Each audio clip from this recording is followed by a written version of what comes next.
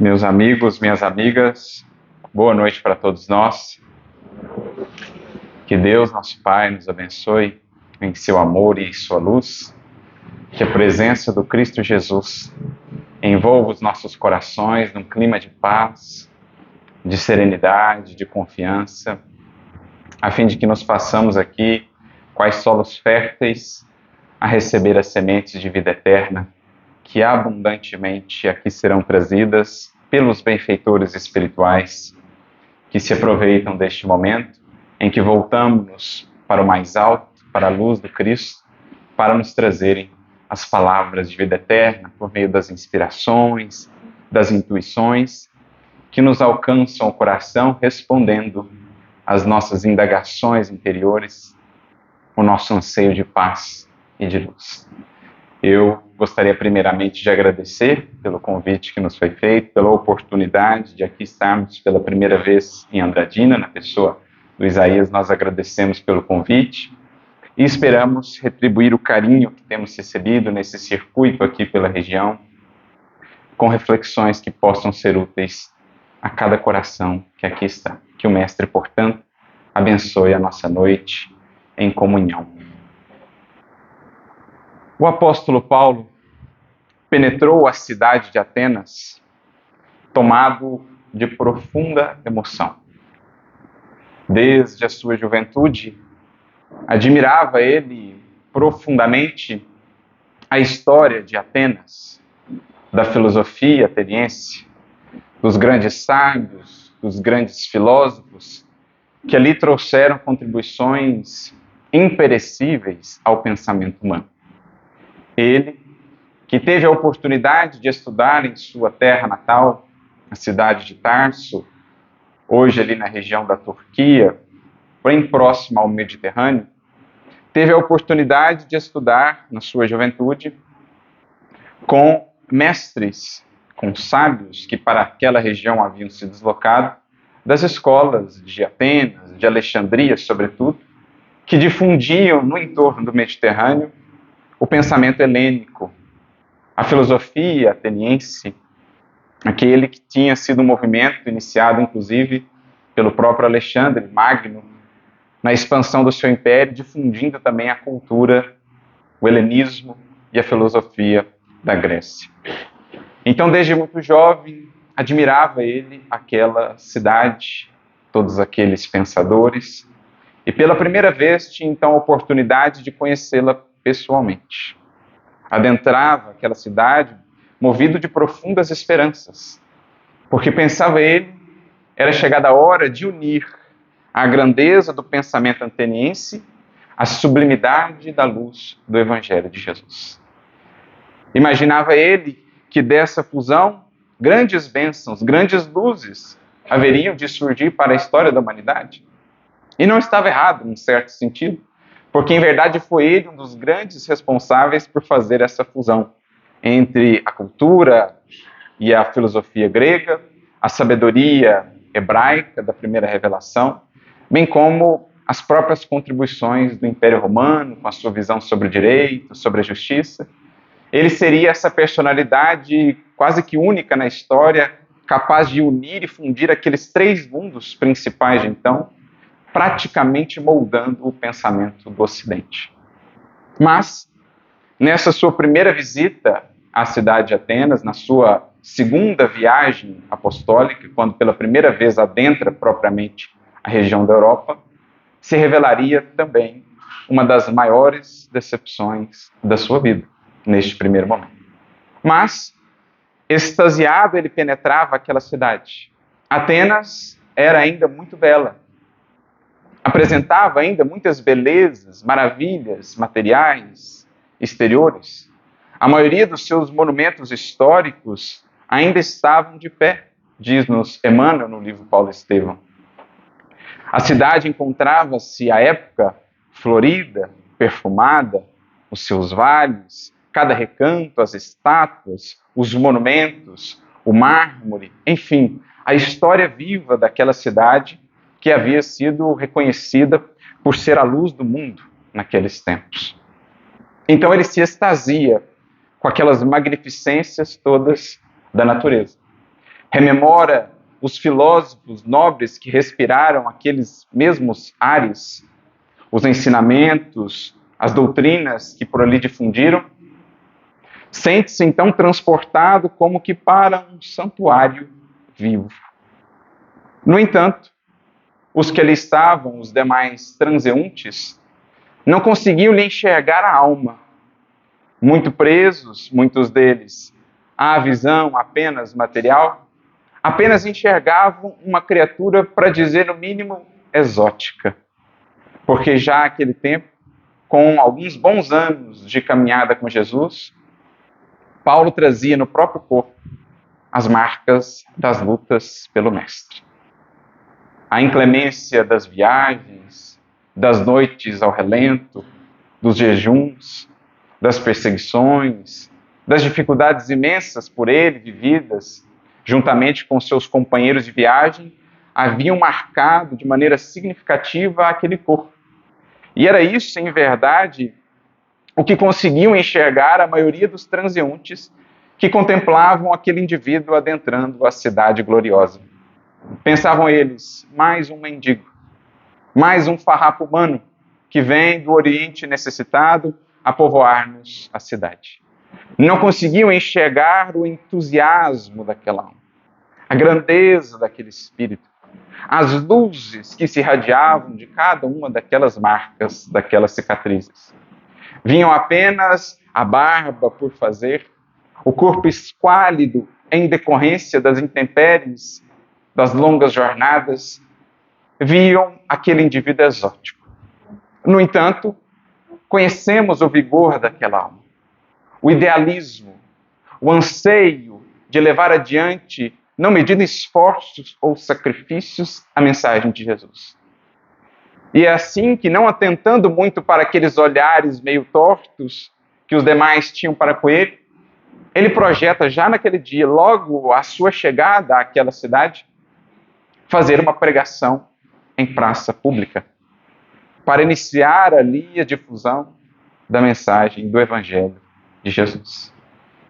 Começa ele, então, como fazia em outras cidades pelas quais passava, num local movimentado, geralmente numa praça ali mais importante, começa ele a fazer as suas considerações sobre o Evangelho, a falar da grandeza do Cristo, das magnificências da Boa Nova, das esperanças do enviado que enfim havia chegado, trazendo as bênçãos imarcessíveis, incomparáveis do Evangelho a toda a humanidade terrestre.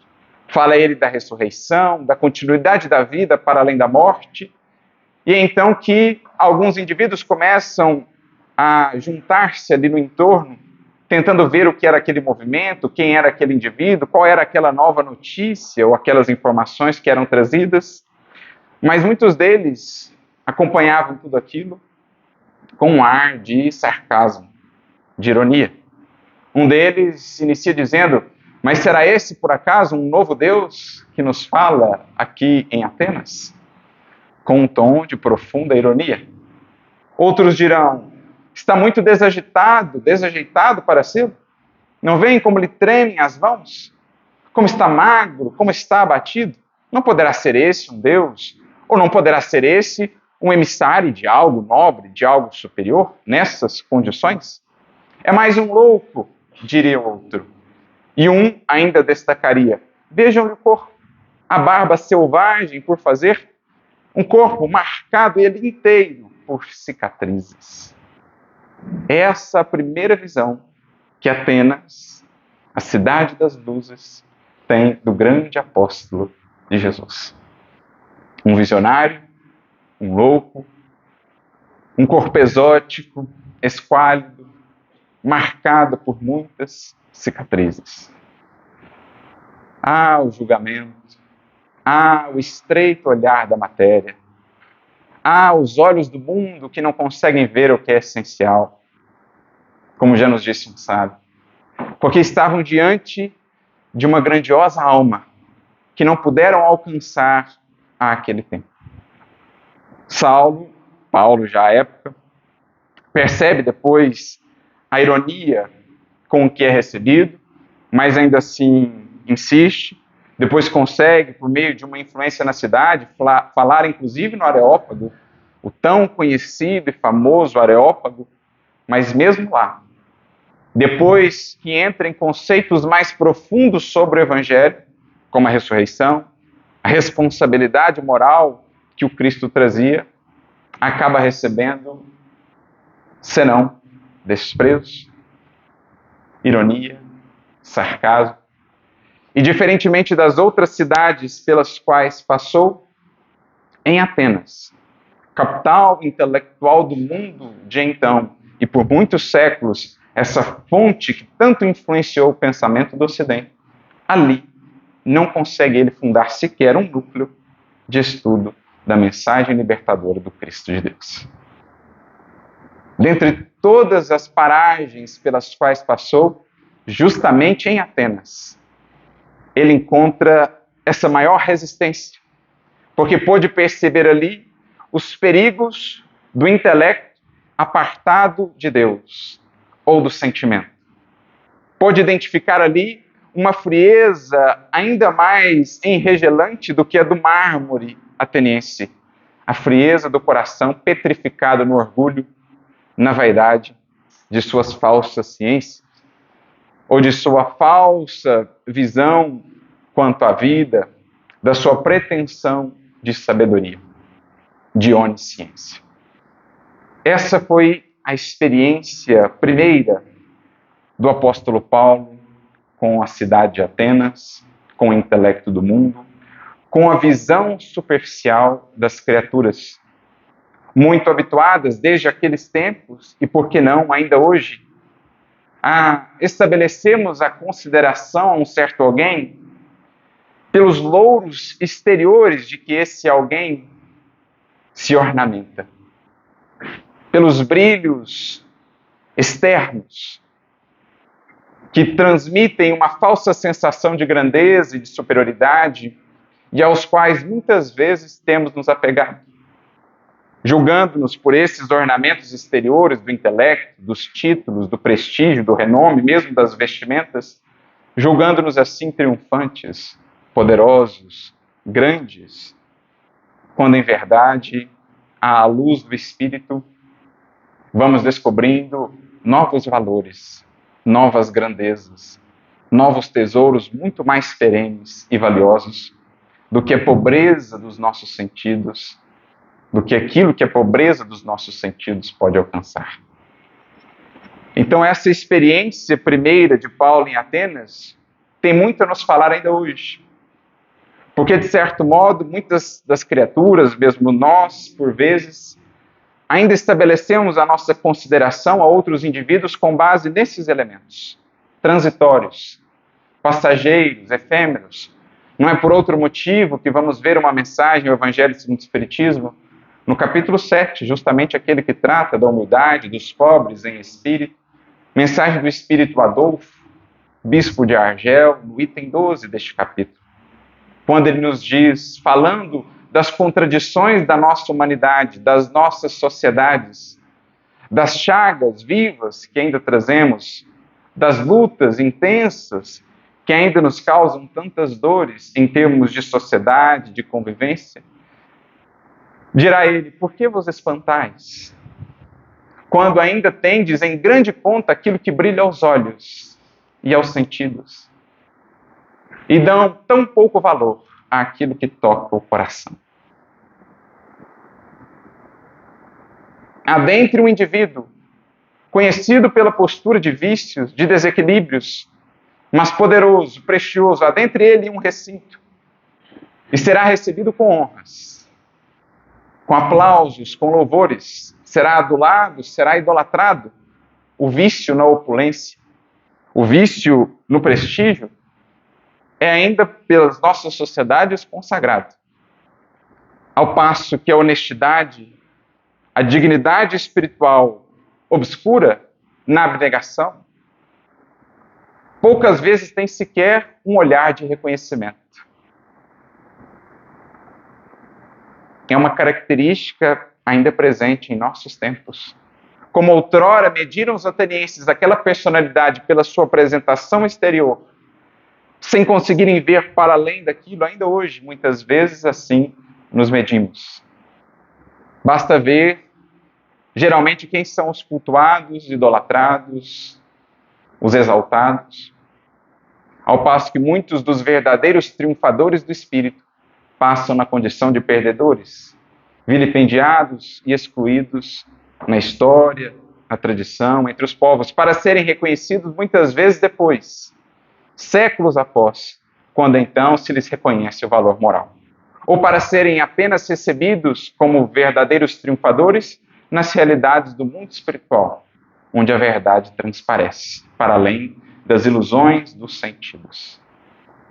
Viam em Paulo um maltrapilho, destacavam-lhe as cicatrizes, não conseguindo enxergar o valor espiritual de cada uma daquelas cicatrizes, que não representavam senão vitórias do espírito sob as injunções da matéria.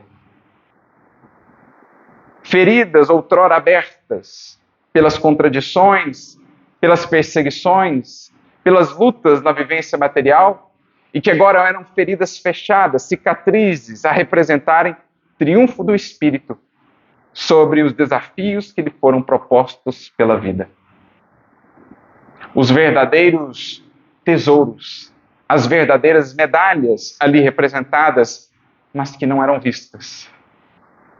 Porque reconheciam gregos e romanos as coroas, os louros, as insígnias, as túnicas, como representantes de dignidade e grandeza, mas jamais cicatrizes. Jamais os calos nas mãos do trabalho bem realizado. Estes não. São símbolos de pequenez. São símbolos de falta de grandeza, de prestígio, de humilhação. Contavam eles com os louros, com as coroas. Talvez por isso Jesus, embora possuindo a coroa da vida, tenha se deixado submeter à coroa de espinhos, para começar a instruir-nos ao longo dos séculos que aos seus seguidores fiéis, dali por diante, os distintivos característicos seriam outros. Diz-nos Emmanuel no livro Caminho, Verdade e Vida, capítulo de número 96, intitulado justamente A Coroa, que aos tempos em que Jesus iniciou a boa nova no mundo, coroavam-se os romanos com coroas de rosas. No entanto, permite-se ele, o Senhor, que detém o cetro do mundo, a coroa da sabedoria e da luz neste planeta, permite-se ser coroado com a coroa de espinhos, tendo na mão um pedaço de cana como cetro, tendo sido vestido com uma túnica escarlate, púrpura, no profundo sarcasmo com que buscavam humilhá-lo na condição, entre aspas, de rei dos judeus, na condição essa a qual ele não se arrogou, mas permite-se ele passar por aquilo como a dizer que os seus verdadeiros seguidores contariam com os distintivos de outra natureza. Não as coroas das facilidades do mundo, dos brilhos ilusórios que encantam os sentidos, mas que muitas vezes perturbam-nos, colhendo-nos nas ilusões da vaidade e do orgulho. Os seus discípulos contariam por muito tempo ainda com as coroas de espinho, do sacrifício, da renúncia de si mesmos, do triunfo sobre si mesmos, para aí encontrarem os seus verdadeiros tesouros. Depois do mestre, dirá a bonita música de Tim e Vanessa sobre Pedro, depois do mestre, martírios passariam a ser troféus. Os seus seguidores, os seus discípulos teriam nas cicatrizes da vitória sobre si mesmos, acima de tudo, e sobre as resistências à mensagem da Boa Nova, as suas grandes medalhas, os seus grandes troféus de vitória. É isso o que esse contraste que vemos nessa cena vem nos falar, convidando-nos a repensar o nosso padrão de valores, as nossas buscas ainda hoje. Como veríamos mais tarde em outra cena, também muito representativa e muito simbólica, quando esse mesmo apóstolo, já mais experimentado ainda na caminhada com Jesus, próximo a deixar, enfim, o corpo físico, é levado à presença de César. Ele que havia sido preso, havia dirigido-se a Roma na condição de prisioneiro, ali fica preso por um tempo, numa prisão doméstica, depois é libertado, depois volta a ser colhido por Nero, por seus asséculos, é levado a ele à presença do próprio Nero, à presença de César.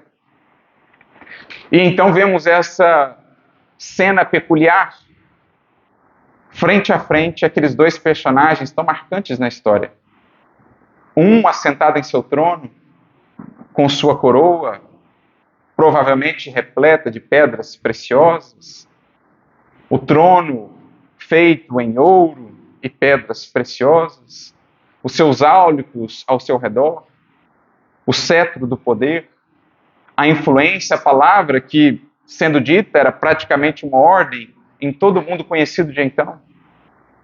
Este era Nero, e perante ele, um homem já quase ancião, o corpo alquebrado, profundamente marcado, as algemas em suas mãos, os cabelos provavelmente já encanecidos, dadas as lutas, então a coroa de prata sobre a sua cabeça. Esse é o contraste que nós vemos. E diante dessa cena ficamos a nos perguntar: qual deles possuía os verdadeiros distintivos?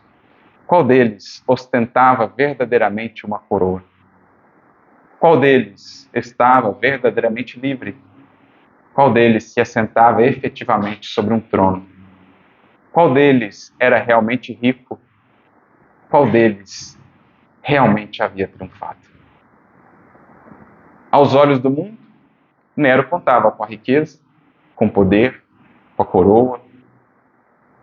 Aos olhos do Espírito, Paulo era quem de fato havia conquistado a riqueza, a liberdade, a coroa, o triunfo sobre si mesmo. Então o Evangelho já nos traz e nos projeta essa consideração sobre as verdadeiras marcas ou os verdadeiros distintivos que buscamos a expressar em nossas próprias vidas a caminhada com Jesus. Outrora perseguimos esses elementos exteriores, a nos ornamentarem transitoriamente a personalidade, mas mais cedo ou mais tarde, enquanto espíritos, vamos despertando para a necessidade de buscarmos outras marcas. Entendendo, como ali está dito, que se o Mestre deixou o mundo em feridas dolorosas, como de fato se deu, nós, que nos propomos a segui-lo, não teremos o direito de adentrarmos essa senda sem esperarmos algumas cicatrizes, sem esperarmos essas marcas, talvez no corpo, mas sobretudo no próprio espírito, das lutas, das feridas que outrora abertas foram por nós curadas, à custa de amor, à custa de perdão, à custa de fé, de confiança, de esperança no Senhor de nossos caminhos.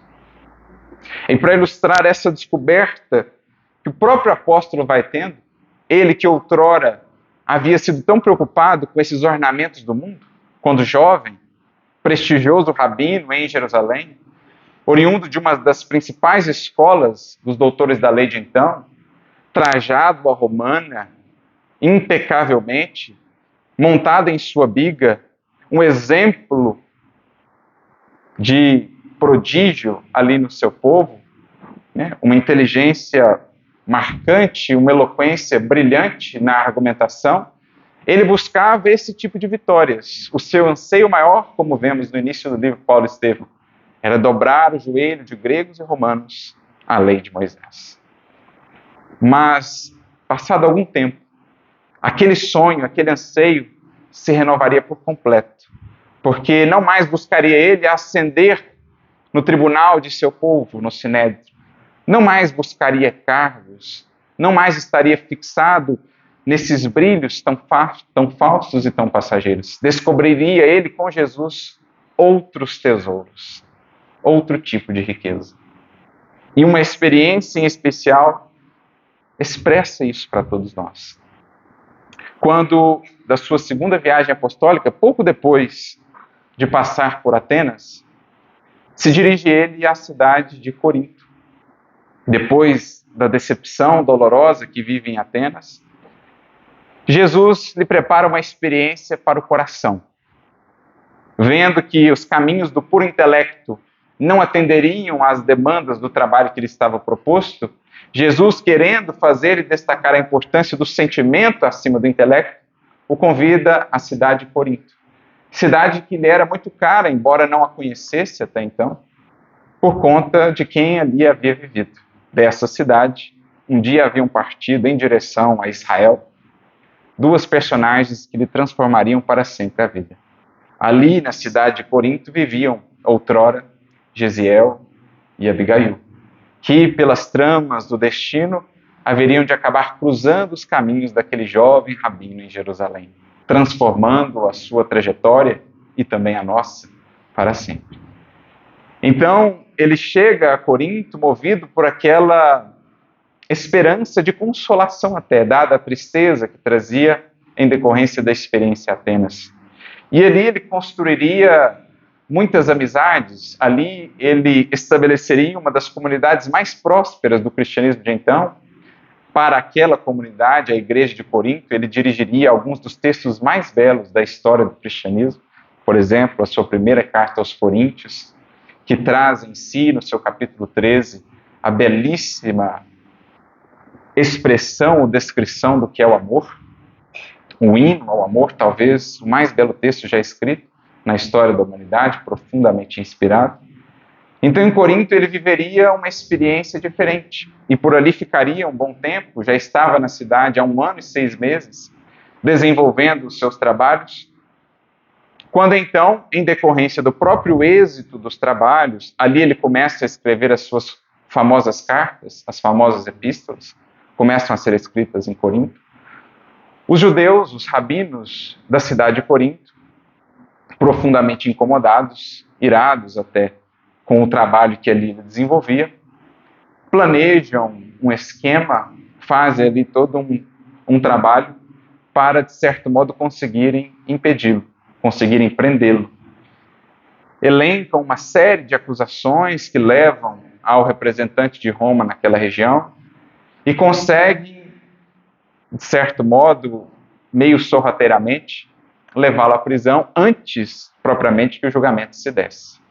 Em uma determinada noite, quando estava Paulo junto à comunidade, falando do Evangelho, é a reunião invadida pelos judeus daquela cidade, que então se dirigem a ele buscando prendê-lo. Alguns corações ali se exaltam, alguns tentam defender o apóstolo, quando ele pede a todos silêncio, calma, dizendo que estava preparado para o testemunho, dizendo que aquilo faria parte do testemunho com Jesus. Diz ele: irmãos, acaso quereis o Cristo sem testemunho? Pergunta que ecoa para todos nós séculos afora, ainda hoje.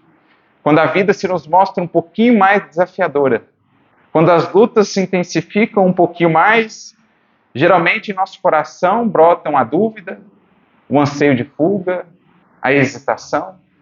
Quando desses corações não brotava senão a indagação aos demais: irmãos, acaso queremos o Cristo sem testemunho? Indagação que a nós outros deveremos nos fazer ante as lutas que se intensificam.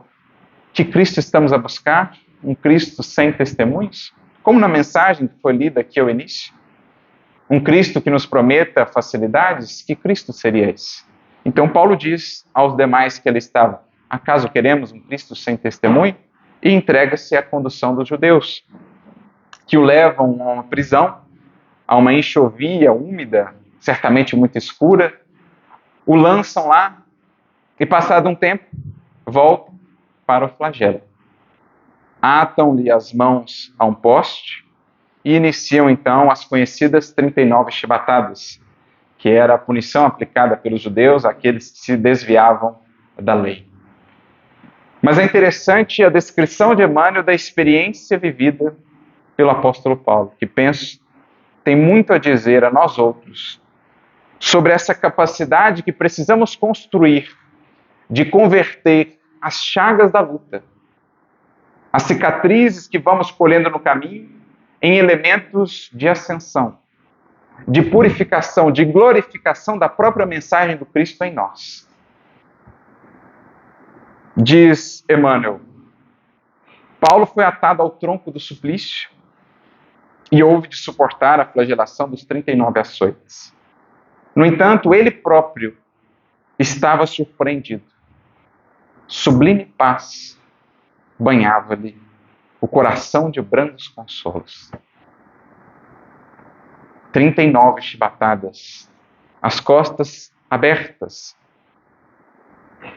pelas chibatas, pelos látigos. E, no entanto, ele mesmo é impressionado que o coração se envolvia em brandos consolos. Aqui nós começamos a penetrar o sublime mistério do Evangelho e da vida com Cristo. Começa-se a separar em nós mais nitidamente o que é vida exterior e o que é vida interior.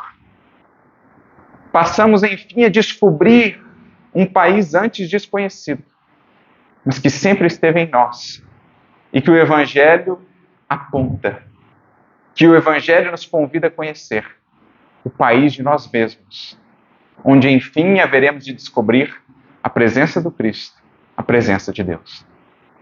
Ele que até então havia vivido tão para fora, tão preocupado com as coisas de fora, com as vitórias lá fora, enfim percebia agora que adentrava o mundo de si mesmo.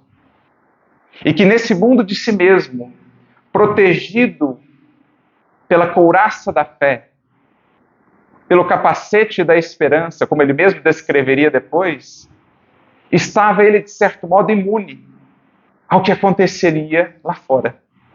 Por mais dolorosas fossem as experiências ou as lutas, magicamente, entre aspas, ou magnificamente, por dentro ele encontrava consolo e paz. Este é o grande segredo da vida com Cristo. A vida interna profunda, a largueza de alma, a firmeza de propósitos, a profundeza em nós da esperança e da fé, que de certo modo nos protegem das tempestades exteriores, das experiências as mais dolorosas que venhamos a viver. Como que mergulhamos em nós, encontrando ali um refúgio, um santuário, onde na presença do Cristo nos fortalecemos, nos revigoramos, nos refazemos para, a partir dessas experiências difíceis, expressar ainda mais ao mundo a grandeza do Evangelho. Do coração que ante a luta se mantém firme, que ante o horizonte sombrio sabe esperançar, que ante as perspectivas as mais difíceis não hesita em avançar, confiante para o Calvário que lhe espera. Porque tem a certeza da ressurreição, porque tem a certeza que, após cada cruz, bem conduzida, encontraremos vida nova, mais expandida com Cristo, com o Mestre, em nossos caminhos. Então ele, naquele momento em que o corpo era flagelado, encontrava portas adentro do coração, sublime consolo. Porque começava realmente a descobrir, a desbravar esse mundo interno que com Cristo vamos conhecendo, repleto de paz e de esperanças, que o mundo por fora não pode sufocar, não pode abafar. É aí que vamos entendendo a própria fala de Jesus no Sermão do Monte das Bem-aventuranças, inclusive nos bastidores que conhecemos através da mensagem de Humberto de Campos no livro Boa Nova, no capítulo 11, quando nos fala dos bastidores do Sermão do Monte, em que Jesus diz aos discípulos que ali estavam, Levi e outros, do valor dessas experiências difíceis para as almas que despertam, para as almas que deixam de viver na superficialidade e que encontram nesses momentos de luta mais intensa a oportunidade de estar ainda mais próximas de Jesus. Diz o mestre a Levi e a todos nós: o leito de dor, Levi, a exclusão das facilidades, a incompreensão dos mais amados, as chagas e as cicatrizes do espírito são luzes que Deus acende na noite sombria das criaturas. As chagas e as cicatrizes do espírito, a exclusão das facilidades são luzes que Deus acende na noite sombria das criaturas. Luzes que nos despertam do sono da alma. Luzes que nos tiram do torpor, da inação, da condição de Lázaros em que muitas vezes nos encontrávamos. Luzes que nos desvendam uma vida nova, que nos desenfaixam das amarras da matéria e que nos projetam ao sol do amor, ao sol da verdade, da realidade sobre o que é a vida e sobre o que é o amor de Deus que nos circunda. É o que geralmente a presença da dor, não da dor buscada pela ignorância ou pelo capricho, mas da dor que surge no caminho daquele que busca o bem. Essas lutas e essas dores são luzes que realçam ainda mais a força daquele coração que busca vencer-se a si mesmo. É o que Jesus disse antes do sermão das bem-aventuranças. Por isso, os aflitos bem-aventurados, o que sabem converter cicatrizes em glórias para Jesus. Que mesmo nos tormentos mais ásperos do caminho, sabem irradiar com a sua presença a esperança que nunca é vencida, a fé que nunca é abalada, a confiança que jamais se estremece e a caridade que jamais desiste. Essa era a força dos mártires, essa era a força desses corações que descobriram com Jesus esse outro tipo de troféus, de medalhas. Lembro-me daquele caso do mártir que Chico Xavier pôde ver, está no livro Lindos Casos de Chico Xavier, quando ele, relembrando aqueles primeiros cristãos, pôde ver a cena de um mártir que era indagado pelo seu algoz, depois de torturado e humilhado: onde está agora o teu mestre? Onde está o Cristo? Onde está o Nazareno? E depois de humilhado e torturado, levanta-se esse mártir e, quase sem conseguir falar, apenas aponta para o coração e diz: aqui. E então o algoz diz aos seus asseclas: arranque-lhe, pois, o coração. E assim ele deixa a vida. Chico vê a cena e de repente vê o espírito do mártir que lhe aparece. E na região do coração, uma estrela luminosa a destacar que aquela ferida, naquele ser, havia se tornado o mérito, a conquista, o triunfo. Como ele pôde ver em vários outros mártires, em geral, as feridas que lhes marcaram a despedida do corpo eram as regiões mais luminosas no perispírito, a expressarem o triunfo do amor, o triunfo do sacrifício, o triunfo do perdão. Era o que o apóstolo Paulo aqui começava a sentir. Vergastado por fora, profundamente consolado por dentro. É o que nós precisamos construir, aprender a sentir. Quando pela vida somos vergastados, hoje não temos mais os algozes como tinham os primeiros cristãos, mas temos as lutas. Mas perante elas, podemos também sentir a consolação.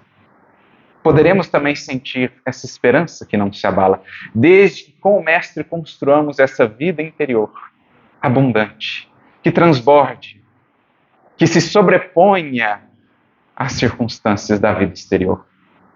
Por isso, continua Emmanuel na descrição: não obstante sentir-se sozinho entre perseguidores cruéis, experimentava nova confiança no Cristo. Talvez aqui inspirado naquele exemplo de confiança que um dia ele viu e que lhe marcou de maneira indelével o coração. Quando, perante o sinédrio inteiro, existia ali um homem, perseguido pela ânsia daquele jovem Saulo, apaixonado, movido pelo orgulho, ainda pelas paixões, e que havia sido desafiado por um outro jovem que falava tão lindamente do Nazareno. Um jovem chamado Estevão, e que por ter tido a ousadia de desafiá-lo no campo do argumento, merecia-lhe agora a ira. Havia Saulo assumido para consigo o compromisso de levá-lo à morte. Leva-o então a julgamento no Sinédrio. Não deixa que mais ninguém ali estivesse. Só aquele homem, perante o seu algoz, perante um juiz já enviesado, com um júri também já todo enviesado e parcial. No entanto, aquele homem, sozinho perante tantos, mas com Jesus, desafiava todas as violências, a todas as ameaças que lhe eram impostas, com uma serenidade que ele, Saulo, jamais havia visto até então. Chega o momento em que Saulo perde até o equilíbrio, parte para a agressão física. E em certa ocasião chega a dizer: o Sinédrio tem meios de fazê-lo abjurar ao Cristo. Quando ouve então daquele coração sozinho, mas com Jesus: o Sinédrio tem 1000 meios de me fazer sofrer, mas desconheço no mundo força capaz de me fazer negar ao Cristo Jesus. Essa confiança que gravou-se para sempre no coração de Paulo e que certamente o inspirava agora, quando era ele agora a sofrer as vergastadas da perseguição. Nessas disposições, não lhe doíam as vergastadas impiedosas. Debalde os verdugos espicaçavam-lhe o espírito ardente com insultos e ironias. Na prova rude e dolorosa, compreendeu alegremente que havia atingido a região de paz divina no mundo interior, que Deus concede a seus filhos depois das lutas acerbas e incessantes por eles mantidas na conquista de si mesmos. Eis o triunfo, meus amigos. Depois das lutas acerbas, mantidas portas adentro do coração, concede-nos o Senhor a alegria de encontrar um refúgio, uma região de paz divina dentro de nós, onde a presença do Cristo é mais viva, onde a presença de Deus é mais sentida. Era o que Paulo, enfim, alcançava, depois de uma longa jornada por um deserto externo, mas sobretudo interior. Depois de acerbas lutas contra os seus espinhos da carne, ele enfim sentia o santuário do qual Jesus havia tantas vezes no Evangelho falado. Sentia a paz, embora lá fora a chibata. É o que buscamos. Nessa jornada, portas adentro do coração, em que o guia é o Evangelho de Jesus, buscamos cada um de nós, meus amigos, encontrar essa região, onde estaremos menos suscetíveis aos horizontes que se nos apresentam, onde estaremos mais firmes em nossos propósitos, sejam quais forem as perspectivas. Isso é triunfar, isso é vencer, é o que ali ele descobria. De outras vezes, o amor pela justiça o conduzir a situações apaixonadas, a desejos mal contidos, a polêmicas ríspidas, mas ali, enfrentando os açoites que lhe caíam nos ombros seminus, abrindo sulcos sangrentos, tinha uma lembrança mais viva do Cristo, a impressão de estar chegando aos seus braços misericordiosos, depois de caminhadas terríveis e ásperas, desde a hora em que havia caído às portas de Damasco, sob uma tempestade de lágrimas e de trevas. Ali, em meio às lutas mais acerbas, sentia ele que enfim chegava aos braços do Cristo. E se pararmos para pensar, com sinceridade e humildade perante nós mesmos, veremos que, em geral, o sentimos mais junto de nós, quando as lutas se faziam mais acerbas. sentimos as mãos de Jesus, os seus braços a nos acolher, quando muitas vezes nos retorcíamos ante os conflitos internos de nós mesmos, ou ante as provas ásperas de uma enfermidade, de uma perda, de um revés, de uma privação, da solidão. Parece que nesses momentos a nossa sensibilidade se apura.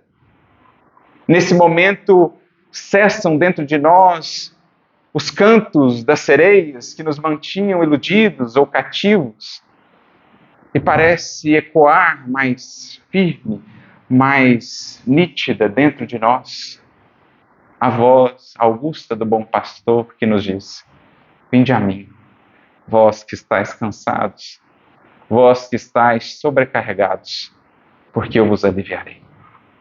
Em geral, é nesses momentos que nos sentimos mais próximos dele. São esses os aflitos que encontram a bem-aventurança, porque não desistindo perante a luta, encontram a promessa de Jesus. Por isso, certa feita, o próprio Paulo registraria na sua segunda carta aos Coríntios, quando encontrava-se em lutas imensas consigo mesmo, com aquilo que ele descreveria ser o espinho na carne, diz ele que ora a Jesus, pedindo que afastasse aquele espinho. Senhor, afasta de mim esse espinho na carne.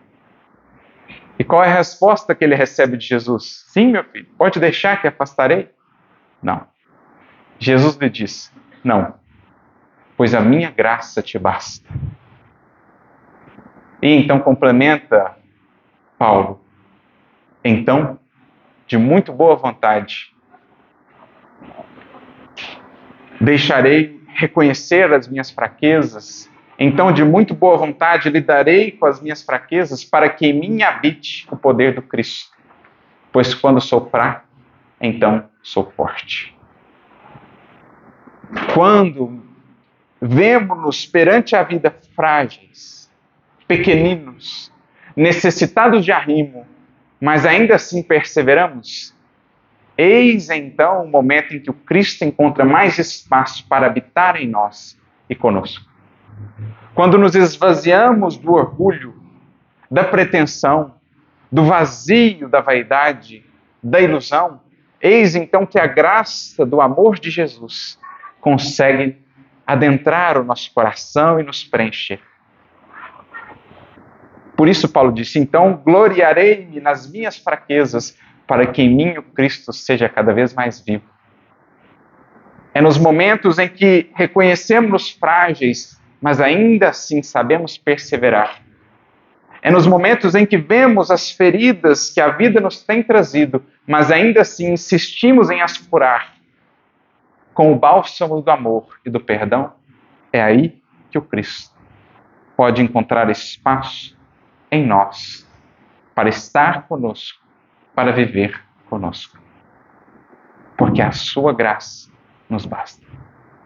É isso o que Emmanuel está a descrever sobre a vida e a trajetória deste, que enfim sentia-se agora, naquela circunstância tão difícil, nos braços do Mestre.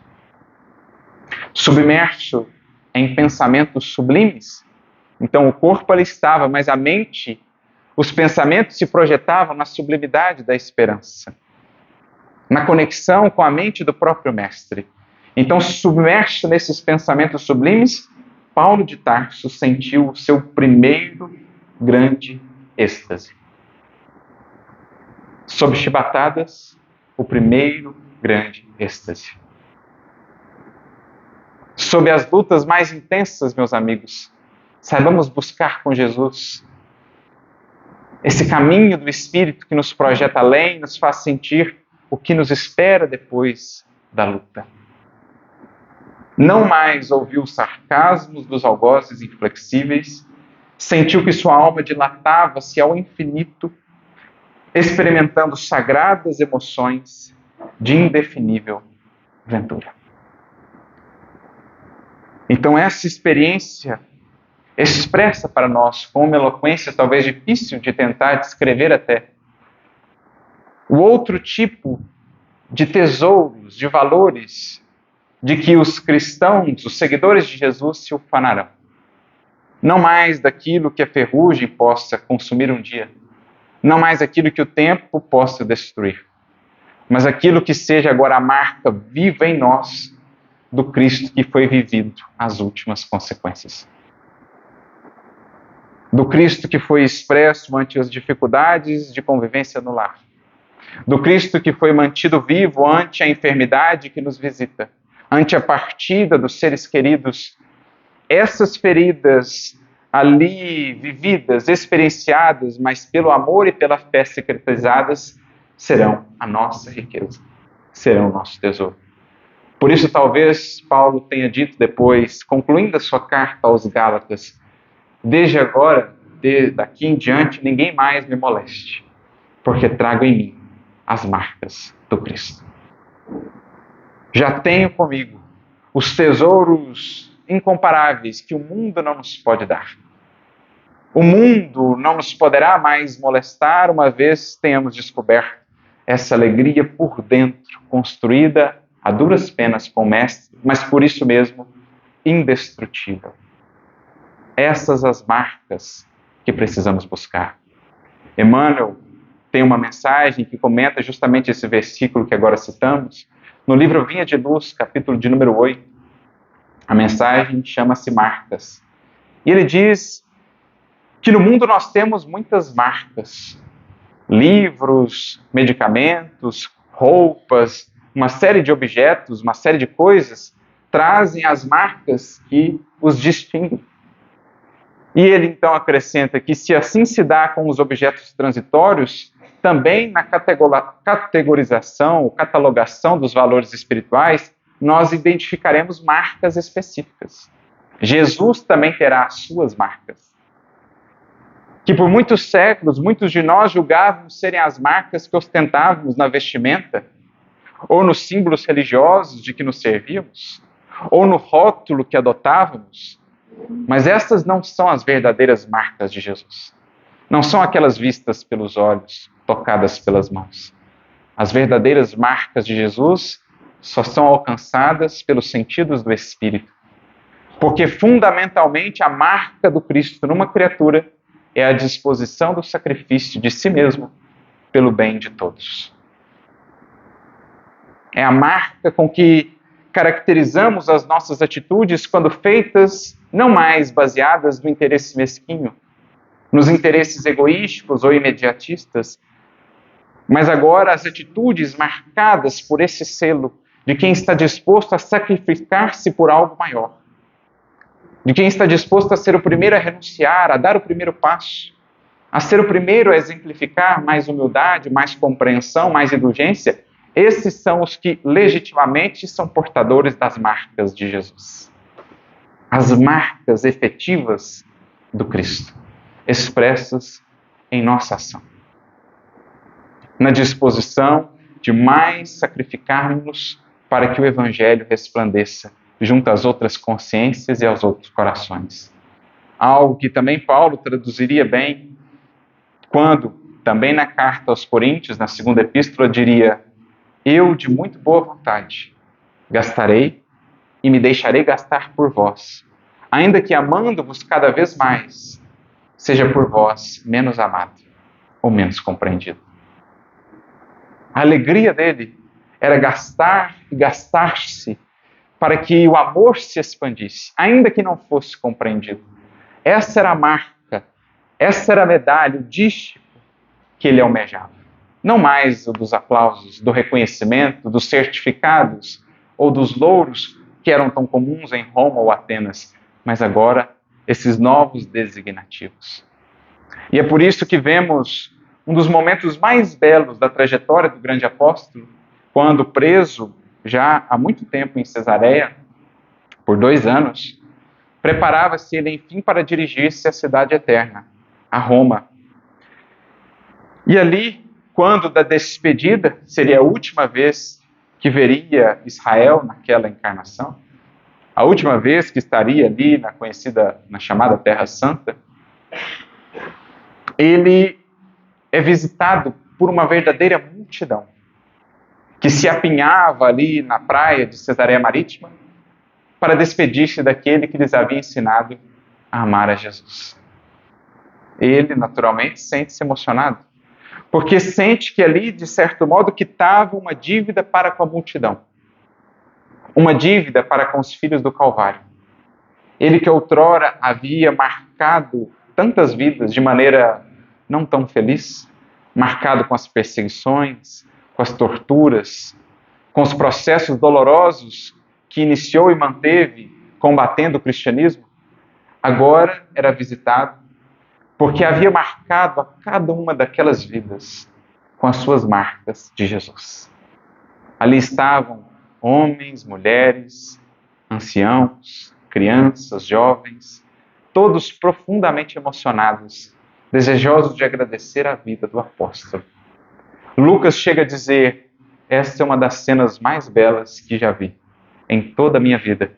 Direi aos pósteros, Paulo, o quanto foste amado por aqueles a quem levou a mensagem de Jesus.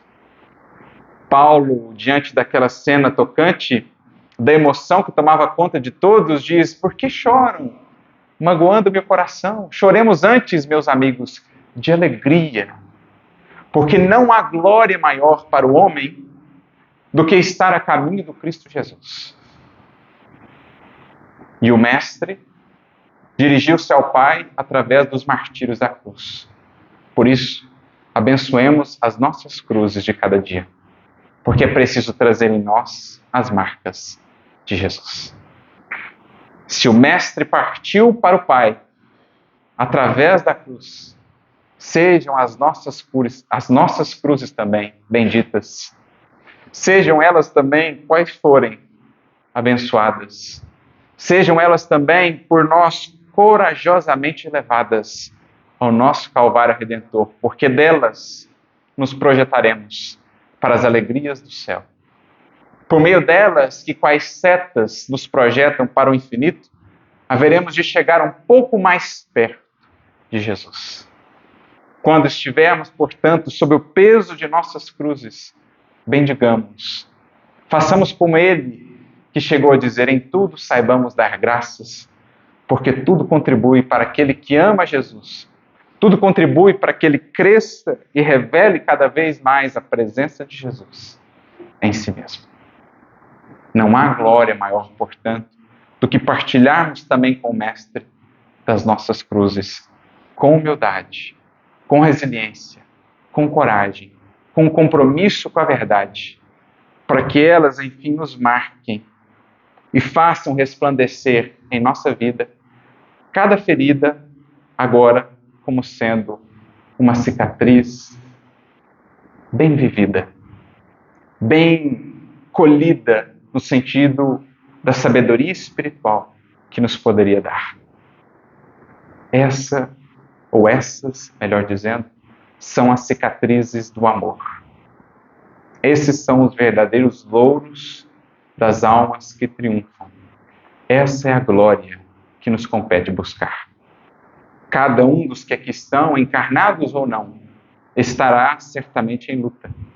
Luta que se intensifica quanto mais conhecemos a Jesus. Mas se Ele nos chama aos testemunhos, é porque já nos considera dignos para tanto.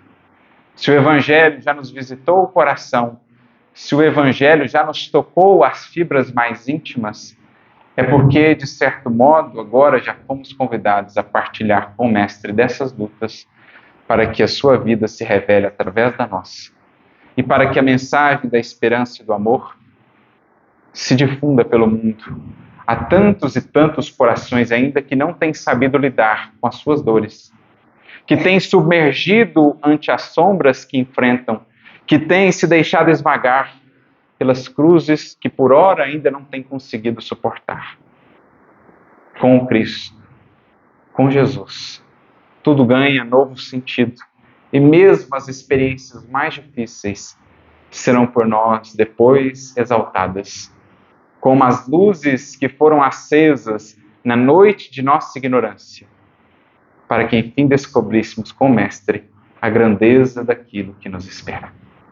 Que o exemplo de Paulo resplandeça para as nossas vidas, falando-nos ao coração dessa vida que vai muito além dos sentidos, desse convite do Mestre para além das nossas cruzes, prometendo-nos ressurreição, vida nova, renovada, transformada, mais plenitude, mais felicidade, mais paz, conosco e em nós, sejam quais forem as circunstâncias que a vida nos propõe. A todos vocês, muita luz e inspiração nessa caminhada, que da cruz saibam extrair a riqueza espiritual, a glória oculta que há em cada experiência como essa, como nos diz Emmanuel, e que possam realmente marcar a sua trajetória com essas marcas, as marcas que o tempo não há de consumir, as marcas que serão o testemunho vivo em nós mesmos de que com Jesus perseveramos e de que com Jesus haveremos de triunfar. A todos, muita luz e muita paz.